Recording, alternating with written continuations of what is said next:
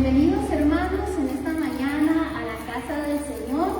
Quiero invitarles que se puedan poner de pie, que puedan abrir sus Biblias en el libro de Proverbios.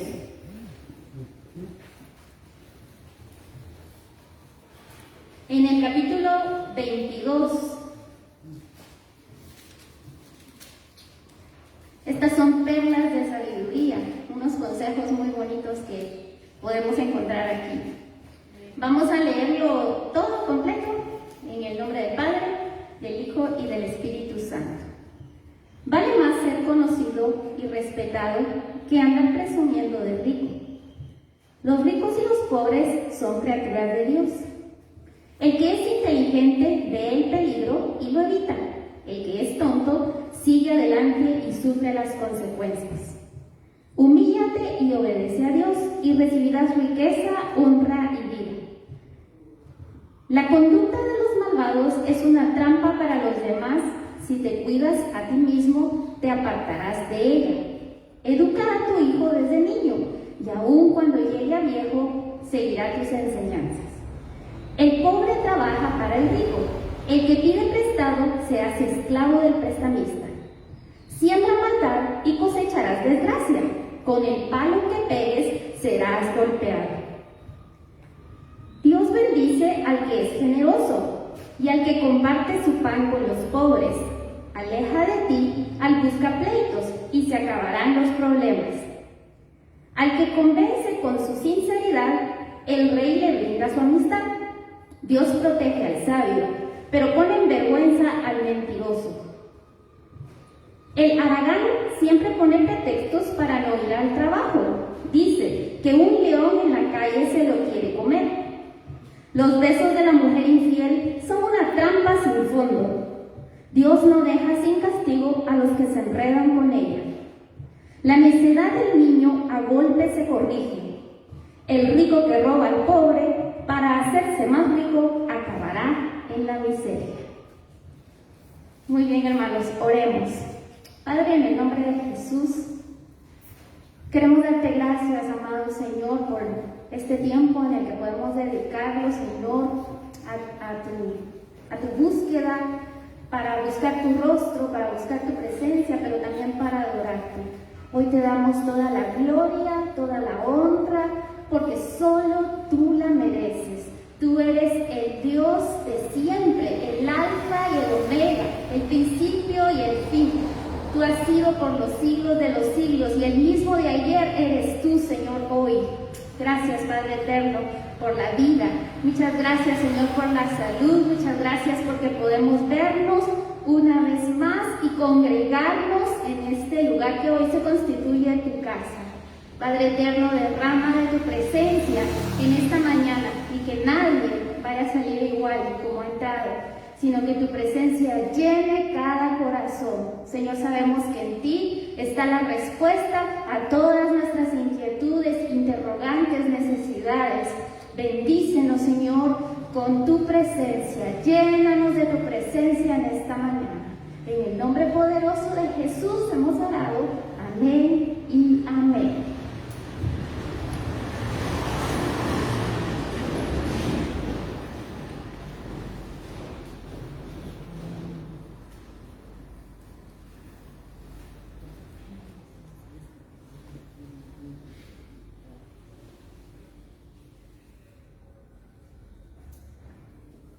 Amén, hermanos. Vamos a cantar entonces en esta bonita mañana y quiero invitarles a que puedan usar sus manos y que se gocen en la presencia del Señor. Cuando el Señor se devuelve la cautividad, seremos como los que sueñan. Cuando el Señor se devuelve la cautividad, seremos como los que sueñan.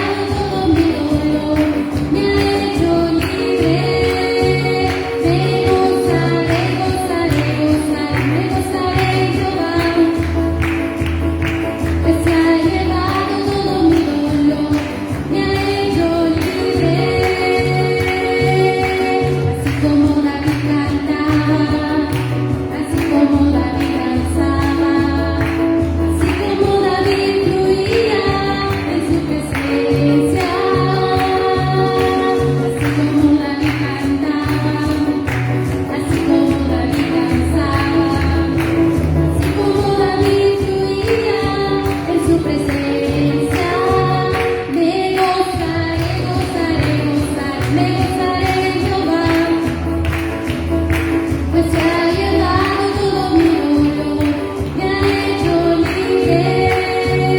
Me gozaré, gozaré, gozaré, me gozaré en Jehová, pues se ha llevado todo mi dolor, me ha hecho libre. Aplaudir y cantemos juntos a nuestro Dios, al son de la música gocémonos, porque su presencia está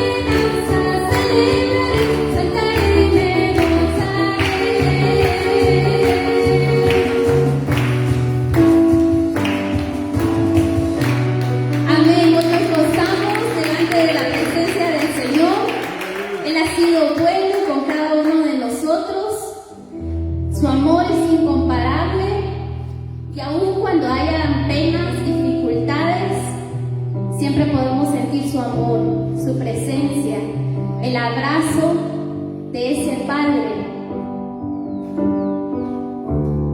Y hoy quiero invitarles a que podamos levantar nuestras manos y darle gracias al Señor.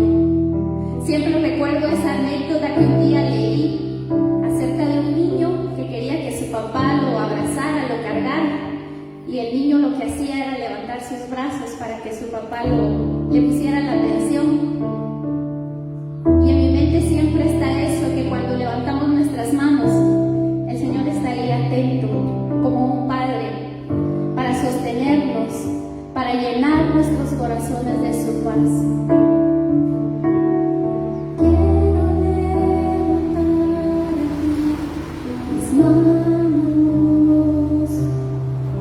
Maravilloso Jesús,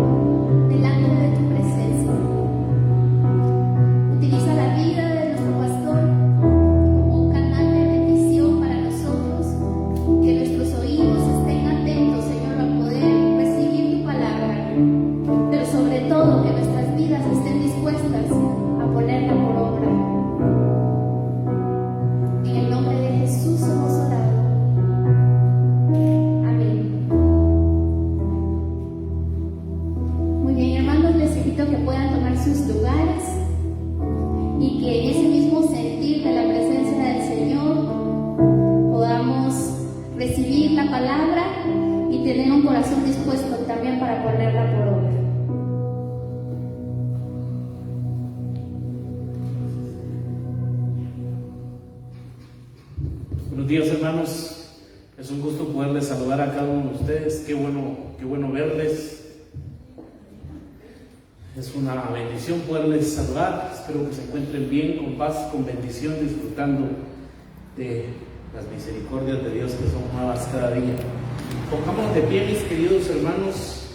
Quiero que por favor me puedan acompañar al Evangelio de Mateo.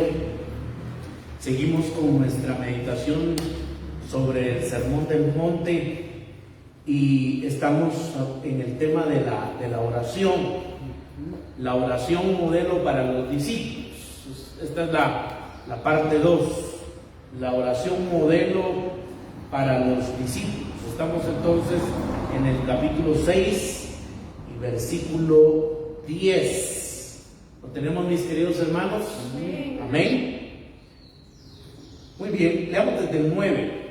Vosotros pues oraréis así: Padre nuestro que estás en los cielos, santificado sea tu nombre. Venga tu reino, hágase tu voluntad, como en el cielo, así también en la tierra. Inclinamos nuestro rostro, mis queridos hermanos. Padre eterno, gracias por este tiempo, Señor, gracias por tu amor y tu bondad, gracias por cada uno de los que estamos reunidos.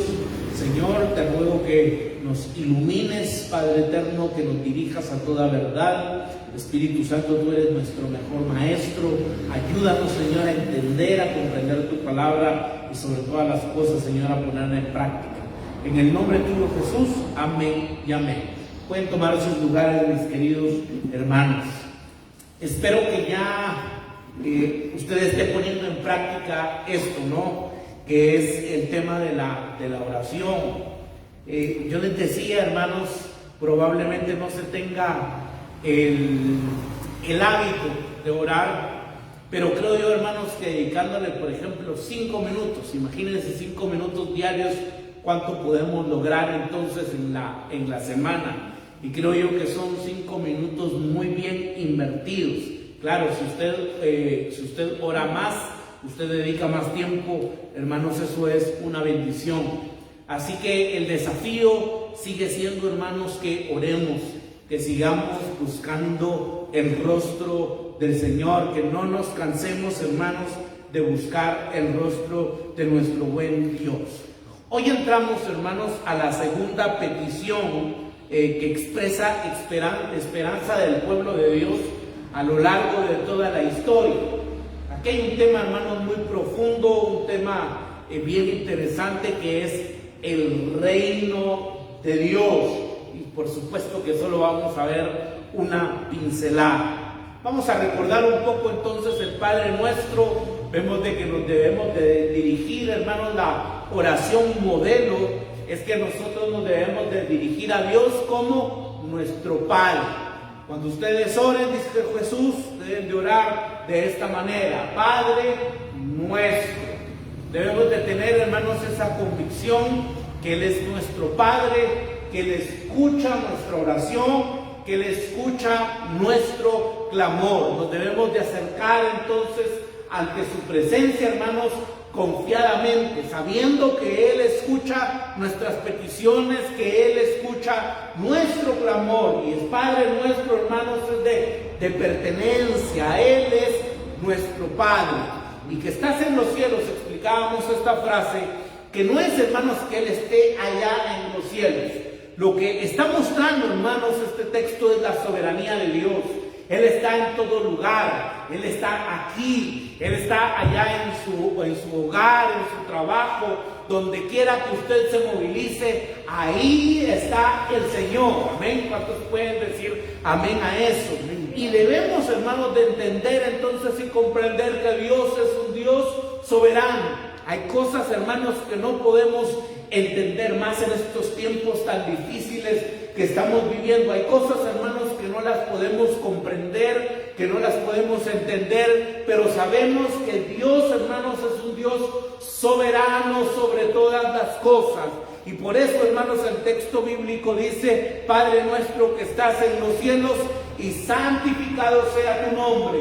Cada vez que nos acerquemos ante su presencia, mis amados hermanos, nos debemos de acercar con reverencia. Es una reverencia del corazón, mis queridos hermanos, una reverencia delante de nuestro Padre, adorando, glorificando, exaltando el nombre de nuestro buen Dios.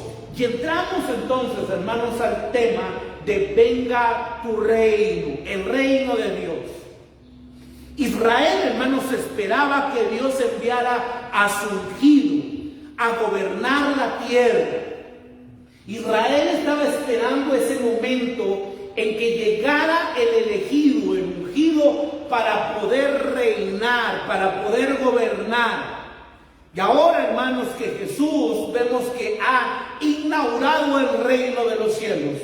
Los discípulos viven anticipando la finalización de este programa. El Mesías ungido está presente y está activo para traer el reino soberano y salvífico de Dios. Cuando los discípulos oran entonces, venga tu reino, están entrando en sintonía con la propia práctica de la oración de Jesús, uniéndose al movimiento de su reino y buscando el poder para favorecer su cumplimiento final. El pueblo de Israel, hermanos, creía que el ungido iba a establecer un reino terrenal. Eso era lo que ellos tenían en mente, ¿no? Que Jesús iba a venir a establecer un reino terrenal, pero Jesús dijo: no, mi reino no es de este mundo. Inclusive, hermanos, los discípulos de Jesús no entendieron, no comprendieron realmente que el reino de Jesús no era un reino terrenal. Se estaba refiriendo, hermanos, a algo que va más allá. Ahora nosotros, hermanos, sí entendemos que con Jesús se inauguró el reino. Amén. Con Jesús se inauguró el reino. Pero estamos esperando también, y he explicado que aquí existe una tensión, ¿no? Porque ya el reino ya está establecido, ya se inauguró. Pero también vemos, mis queridos hermanos, de que estamos esperando entonces que el reino de Jesucristo se pueda establecer por completo. Y nosotros, hermanos, como dice el apóstol Pedro, nosotros no somos como aquellos que no tienen esperanza. Nosotros, hermanos, aquellos que hemos creído en Cristo Jesús, tenemos esperanza de que un día se pueda establecer ese reino entonces de justicia, ese reino, hermanos, en el cual ya no habrá lágrimas, ya no habrá enfermedad. Estamos esperando ese reino. Por eso, hermanos, el discípulo en su oración dice: venga tu reino. Esta petición se refleja, hermanos, en una oración que se expresa en la súplica de la iglesia primitiva.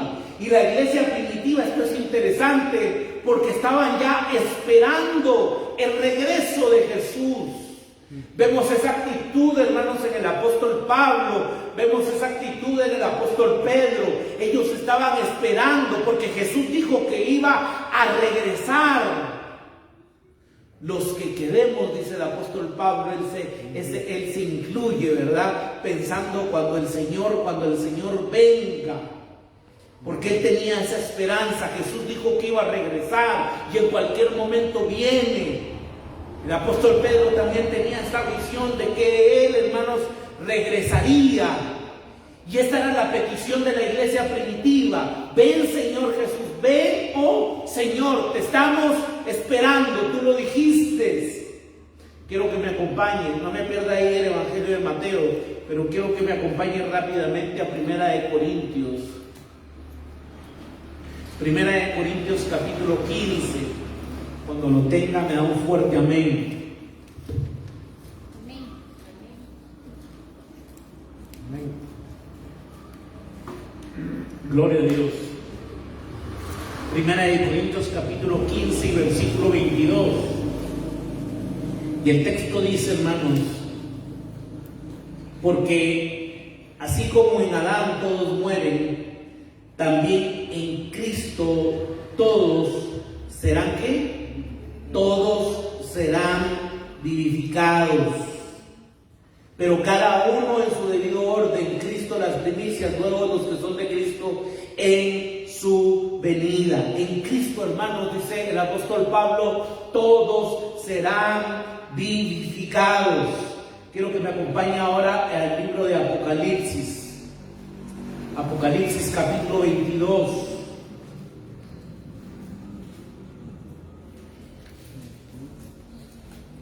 Apocalipsis capítulo 22 y versículo 20.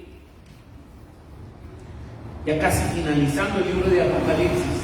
El que da testimonio de estas cosas dice: ciertamente vengo en breve. Esas son palabras de nuestro Señor Jesucristo, que dice: ciertamente vengo en breve.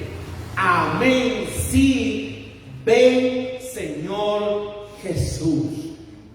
Hermanos, era el anhelo y es también nuestro nuestro anhelo. Ven, Señor Jesús. Esa fue su promesa, mis queridos hermanos, que Él regresaría por su iglesia.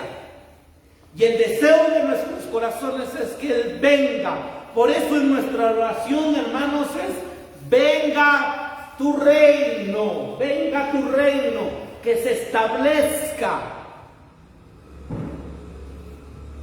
Estamos viviendo un tiempo tan difícil, estamos en una emergencia, hermanos, sanitaria terrible. Solo en nuestro país, hermanos, se está hablando de 10,000 muertes. Algo terrible está sucediendo. En Haití, hermanos, mataron al presidente. En Cuba la situación está tan difícil, tan terrible. El pueblo venezolano está sufriendo. Hermanos, nosotros aquí en nuestro propio país nos damos cuenta de la corrupción que hay desde lo más bajo hasta lo más alto. Amén. De que todo, perdonen la expresión, hermanos, pero en este país todo es trance, ¿no? Perdón que utilice esta palabra, porque todo es dinero. Y por eso nosotros como iglesia, hermanos, anhelamos que venga el juez, y ahí sí que con una J mayúscula, que venga el Señor, el juez justo, a establecer su justicia. Ayer, hermanos, recuerdo que orando y meditando en esto, hermanos, quiero que me acompañes. Esto no lo tengo en mis notas, pero se me venía el Salmo capítulo 2. Quiero que me acompañe al Salmo capítulo 2. Este salmo es muy interesante. Este es un salmo, se le conoce como un salmo mesiánico. ¿Qué quiere decir eso de un salmo mesiánico? Es que se está refiriendo, está apuntando a Jesús. ¿Estamos aquí, mis queridos hermanos? Amén. Salmo capítulo 2. ¿Por qué se amotinan las gentes y los pueblos piensan cosas vanas? Escuche esto. Y los pueblos piensan cosas vanas. Se levantarán los reyes de la tierra y príncipes consultarán unidos. Escuche esto, hermano. Contra Jehová y contra su ungido, diciendo: rompamos sus ligaduras y echemos de nosotros sus cuerdas. El que mora en los cielos se reirá. Escuche esto, hermano. El que mora en los cielos, ¿qué dice? Se reirá. El Señor se burlará de ellos. Luego hablará a ellos en su furor y los turbará con su ira. Pero yo he puesto mi rey sobre Sión, mi santo monte. Yo publicaré el decreto. Jehová me ha dicho: mi hijo eres tú. Recuerde, está haciendo referencia a Jesús. Pídeme y te daré por herencia a las naciones. Esto otra vez se está refiriendo a Jesús. Y como posesión tuya los confines de la tierra. Escuche esto. Los quebrantarás como vara de hierro, como vasija de alfarero los desmenuzarás. Ahora pues, oh reyes, sed prudentes, admitid amonestación, jueces de la tierra, servid a Jehová con temor y alegraos con temblor. Honrad al Hijo para que no se enoje y padezcáis en el camino, pues se inflama de pronto su ira. Bienaventurados todos los que en Él confían.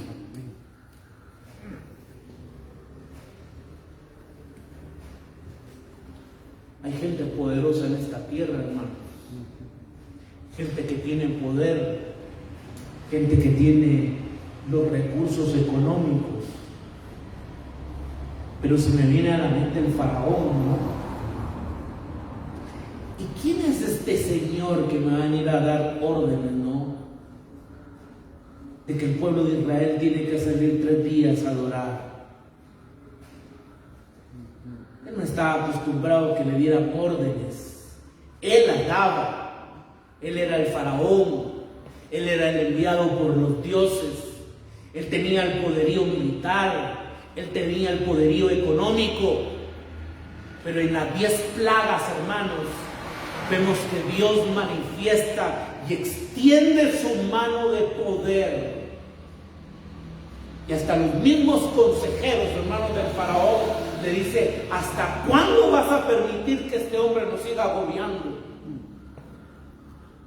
Pero ya Dios mismo, dice el texto, hermanos, que había endurecido el corazón del faraón.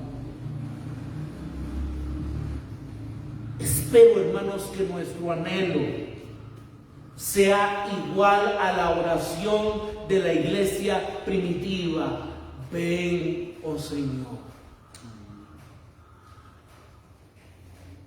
Con mi familia lo hemos hablado y yo digo que en parte es bueno y en parte no, porque regularmente a mí no me gusta ver noticias, ¿no? Y les digo no es bueno porque pues uno se tiene que mantener informado, creo yo que es importante. Pero también, hermanos, al ver tanta violencia, tanta maldad, tanta corrupción, hermanos, o sea, a usted le pasa, ¿verdad? Pero es hasta deprimente ver todo lo que se está viviendo a nivel nacional, a nivel mundial, lo que está sucediendo. Pero, hermanos, la oración cristiana más antigua y de la que tenemos constancia es esta: ven, oh Señor Jesús. En cualquier momento el Señor puede venir. El domingo, hermanos, cabal, recuerdo que mi papá me acompañó, estábamos viendo a un historiador. Este historiador se llama Pablo de Hirós, y él decía, hermanos, que él cree, él es un historiador de la iglesia, y él decía: yo creo, mis queridos hermanos, de que indiscutiblemente si estamos viviendo los últimos tiempos y que el Señor en cualquier momento viene y establecerá su reino. Amén. Con vara de hierro, dice el Salmo 2.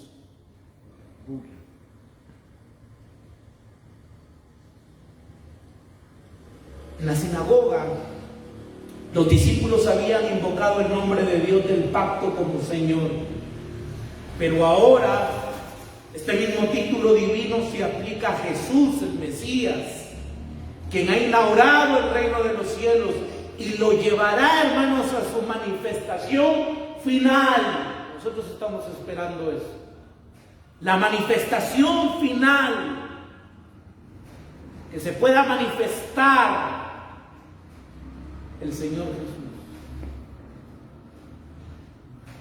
porque Él regresará, Él volverá. Ahora, hermanos, el libro de Apocalipsis dice: dichoso, bienaventurado el que lee esta profecía. Hermanos, porque estos temas, escúchenme bien esto, por favor, esto no es para que nos entre miedo, como lo han hecho lamentablemente en muchas iglesias, ¿no? Y enseñan sobre temas escatológicos, pero para meterle miedo a la gente. Y empiezan a hablar, hermanos, de un montón de cosas, y la gente, después de un sermón de esos, salen aterrorizados, ¿no? Salen con miedo. Pero estos mensajes, hermanos, nos deben de dar esperanza a nosotros como hijos de Dios. Amén. No miedo, no terror, no, esperanza, porque estamos esperando a Jesús. Es imperativo, hermanos, que venga tu reino, dice Jesús. Junto con el anterior, dice: santificado sea tu nombre. Y con el siguiente: hágase tu voluntad. Hágase tu voluntad. Todos ellos, hermanos, están en una posición entonces enfática. La idea se enfatiza y tiene que ver con la futura venida del Hijo de Dios para establecer su reino en la tierra. Jesús, hermanos, va a establecer su reino, un reino de justicia, un reino de paz. Aleluya. Yo no sé cuántos anhelan ese reino. Amén. Amén.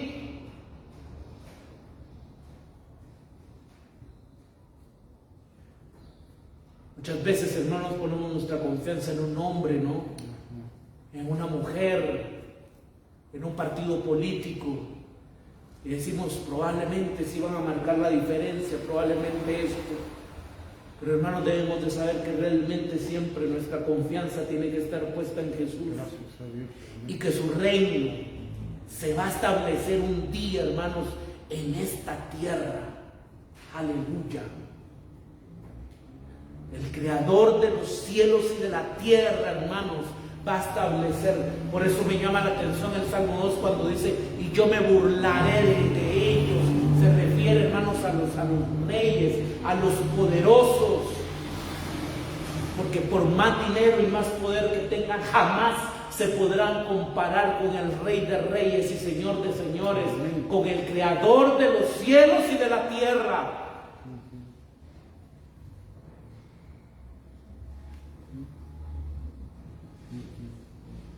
Jesús, hermanos, instruye entonces a sus discípulos a orar por el establecimiento del reino aquí en la tierra. Señor, establece tu reino. Ojalá que esa sea nuestra oración. Ven, Señor Jesús, ven, Señor Jesús.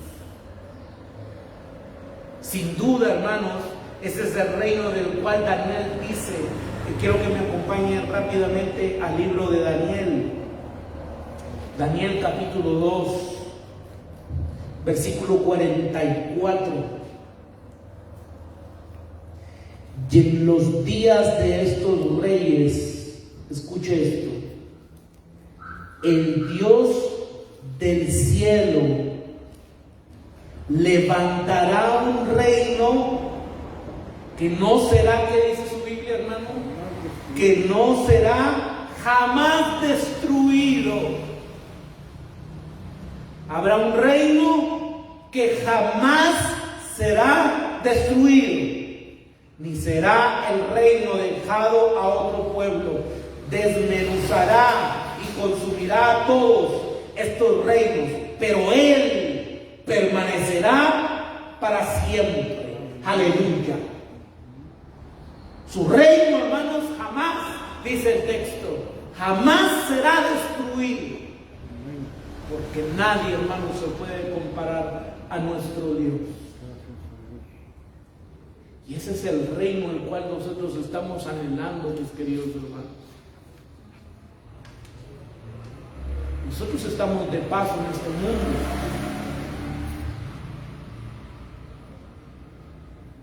Lo que anhelamos es la vida venidera. Amén. En ese reino de justicia. En ese reino que jamás, como dice el texto, será destruido. Regresemos al Evangelio de Mateo, hermanos. Estamos en el Evangelio de Mateo, en el capítulo 6. Estamos en el versículo 10. Venga tu reino. Y la segunda expresión, hermanos, que encontramos, dice el texto: hágase tu voluntad. Hágase la voluntad de quién, hermanos? Hágase tu voluntad.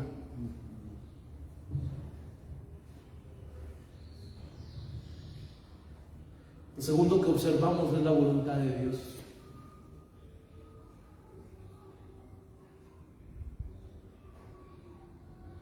El cumplimiento de la voluntad de Dios. Hágase tu voluntad en la tierra como en el cielo.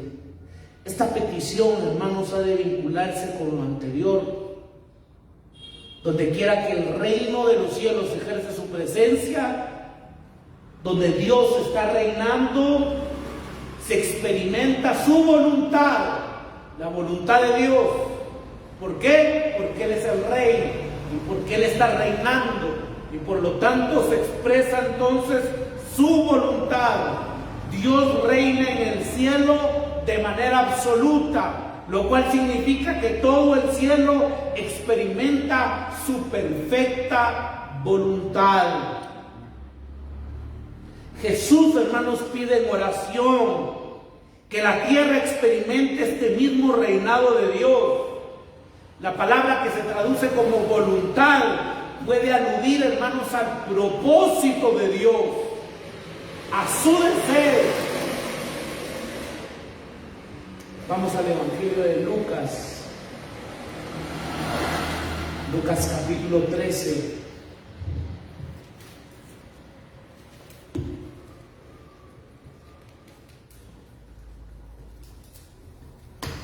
Capítulo 13 y versículo 34. Jerusalén, Jerusalén, que matas a los profetas y apedreas a los que te son enviados. Escuche esto, hermanos, son palabras de Jesús. ¿Cuántas veces quise juntar a tus hijos como la gallina a sus polluelos debajo de sus alas, y no quisiste? ¿Cuántas veces, dijo Jesús, te quise reunir, verdad? Como la gallina reúne a sus polluelos debajo de sus alas, pero no quisiste. No quisiste hacer mi voluntad. Se resistieron a hacer la voluntad de Dios. Efesios capítulo 1 y versículo 11, se lo quiero leer en la Nueva Traducción Viviente, dice: es más, dado que estamos unidos a Cristo, hemos recibido una herencia de parte de Dios, porque Él nos eligió de antemano y hace que todas las cosas resulten de acuerdo con su plan. A Él nada se le pasa desapercibido, mis queridos hermanos. Él no se cansa como nosotros. Él no se duele. Algunos de nosotros tenemos que tomar vitaminas, ¿verdad, mis queridos hermanos? Porque ya a veces como que la memoria nos está fallando. Pero Dios, hermanos, no necesita vitaminas para que no se le olviden las cosas. A Él no se le pasa nada desapercibido. Pero como en este pasaje, en el pasaje, hermanos, del Evangelio de Mateo, vemos, hermanos, la voluntad puede expresar la divina voluntad de dirigir, como en la exclamación del salmista. Quiero que vayamos al Salmo capítulo 40. Salmo capítulo 40 y versículo 8. Mire lo que dice el salmista: el hacer tu voluntad, Dios mío, me ha agradado, y tu ley está en medio de mi corazón. Qué bellas palabras, ¿verdad? El hacer tu voluntad, dice el salmista, Dios mío, me ha agradado. ¿Cuánto se deleitan, mis queridos hermanos, en hacer la voluntad de Dios? Como el salmista, me deleito en hacer tu voluntad. El supremo acto, hermanos, de obediencia de Jesús en su ministerio terrenal fue semejante a la voluntad de Dios el Padre, lo cual declaró desde el comienzo. Vamos al Evangelio de Juan. Evangelio de Juan capítulo 4.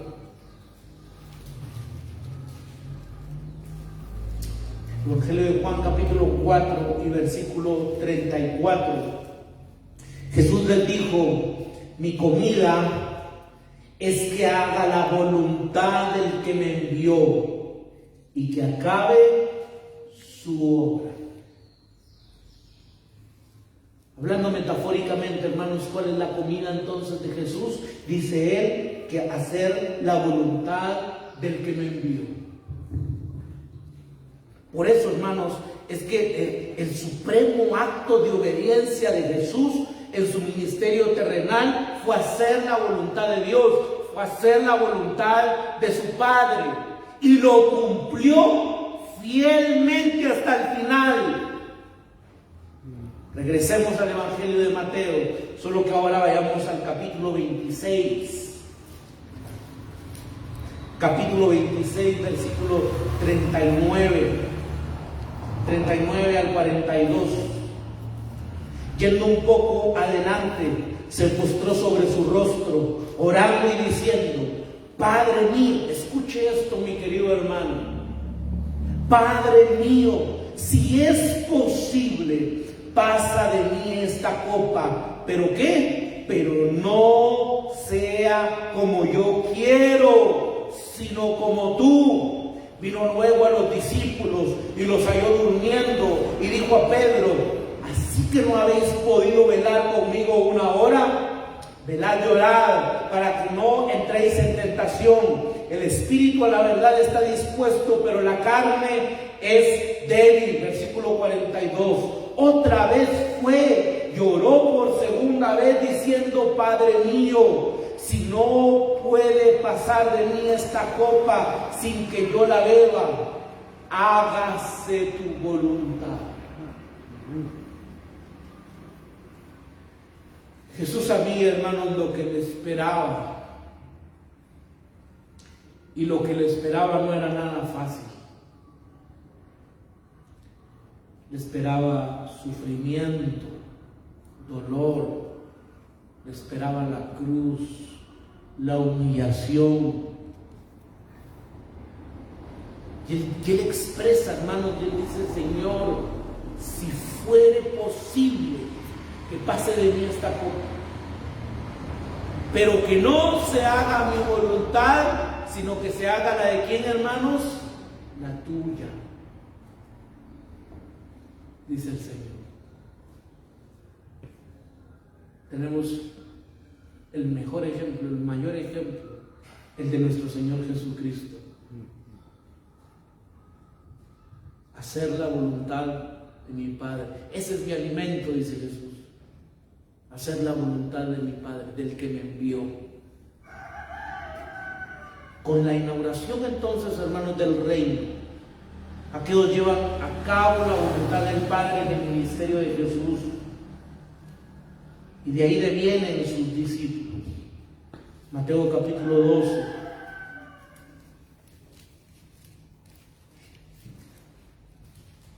Mateo capítulo 12, versículo 50. Porque todo aquel que hace la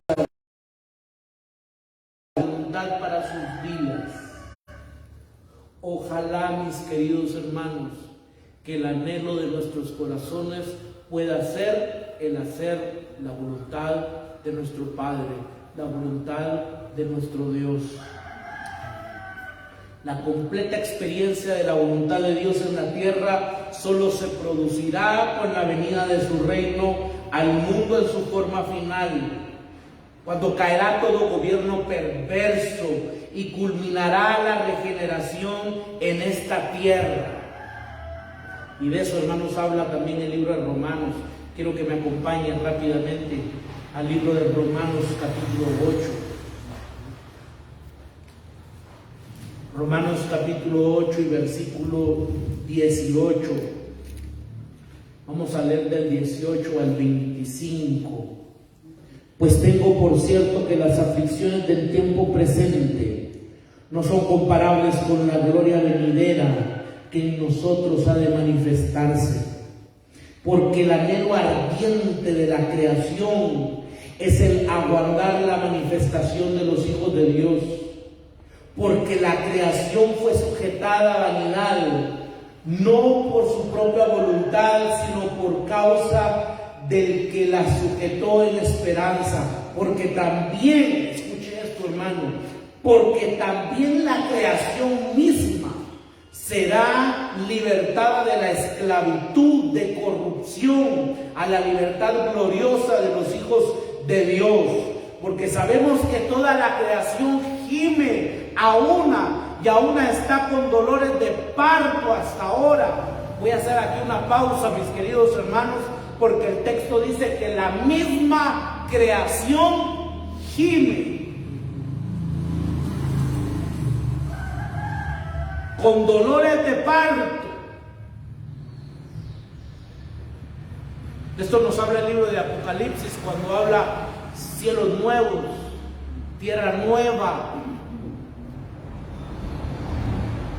Hoy, hermanos, nuestros ríos están contaminados, el mar está contaminado, estamos destruyendo, hermanos, la naturaleza, la flora, la fauna, estamos destruyendo, hermanos, en nuestro hogar, este planeta Tierra, el ser humano está acabando. Y por eso el texto dice, hermanos, que toda la creación gime a una, y a una está con dolores de parto hasta ahora. Versículo 23. Y no solo ella, sino que también nosotros mismos, que tenemos las primicias del Espíritu, nosotros también gemimos dentro de nosotros mismos, esperando la adopción, la redención de nuestro cuerpo. Porque en esperanza, aleluya, hermanos, nosotros tenemos esperanza, fuimos salvos, pero la esperanza que se ve no es esperanza por lo que alguno ve. Aquí esperarlo, pero si esperamos lo que no vemos, con paciencia lo aguardamos. Con paciencia lo aguardamos.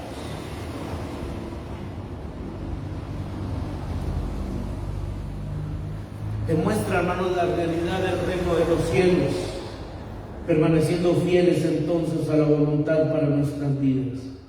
Los discípulos de Jesús son un testimonio vivo para el mundo de que la voluntad de Dios puede experimentarse hoy.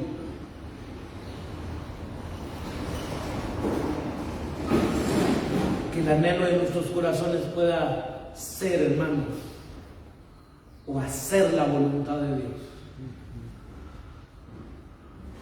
No es fácil, pero tenemos al Espíritu Santo de Dios. Y con esto concluyo. La invocación, hermanos, y 3 primeras peticiones. Ya hemos visto 3 primeras peticiones. Regresemos al Evangelio de Mateo.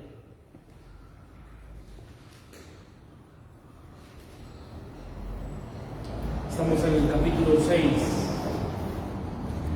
Padre nuestro que estás en los cielos, santificado sea tu nombre, venga tu reino y hágase tu voluntad, como en el cielo, así también en la tierra.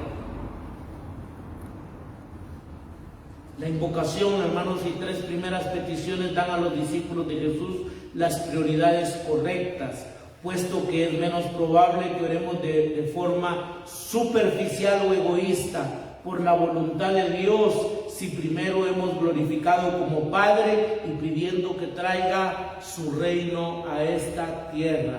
¿Cómo deberíamos de orar, hermanos? Y aquí encontramos entonces el modelo, dirigiéndonos a nuestro Padre, Padre nuestro que estás en los cielos. Entonces nos muestra, hermanos, entonces de que Él es soberano, que Él puede hacer como Él quiere. Santificado sea tu nombre, es adorar su nombre, glorificarle, exaltarle, acercarnos delante de Él con humildad. Por eso es Padre nuestro que estás en los cielos, santificado sea tu nombre. Y hermanos, también nosotros tenemos el anhelo, venga tu reino, hágase tu voluntad en el cielo, así también en la tierra. Y entonces estamos preparados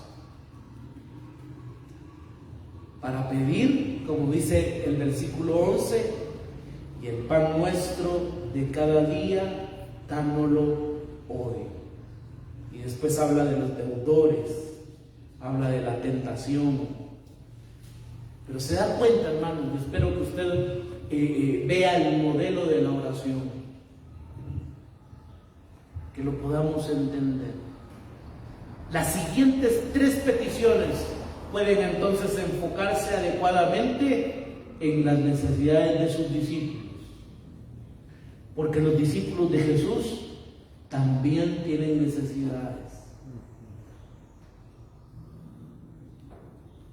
Su sostenimiento, su pecado y su conflicto espiritual. Con la ayuda de Dios lo vamos a seguir viendo, vamos a seguir reflexionando sobre este tema. Entonces pedimos de nuestros hermanos de Facebook, mis amados hermanos, Dios les bendiga, Dios les guarde, Dios les proteja, que tengan una excelente semana. Bendiciones, mis queridos hermanos.